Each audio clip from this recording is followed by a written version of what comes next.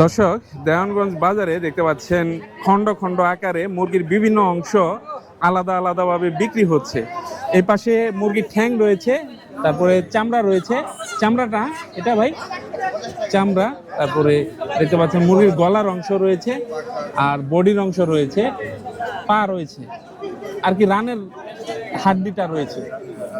এটা কত করে দিচ্ছেন ভাই? আর এটা একই দাম। আর গিলা রয়েছে, গিলা কত করে বিক্রি করতেছেন? এই চামড়া, গিলা আর এই হাড্ডি আর বডি একই দাম, 140 থেকে 150 টাকা। আর পাখা কত করে বিক্রি করতেছেন? 170 টাকা কেজি ধরে। মুরগির হিসেবে এটা খন্ডাইত মাংস হিসেবে দাম কিন্তু অনেক কমই রয়েছে, অনেক কম। পালানো যা নিব তাই থাকতেছে। আর এই উইংস যেটা বলে মুরগির পাখা, এটার কিন্তু চাহিদা অন্যান্য দেশে অনেক বেশি। আর পা কত করে বিক্রি করতেছেন? 180 টাকা 90 টাকা কেজি। 180 টাকা 90 টাকা কেজি ধরে বিক্রি করতেছেন এই পা।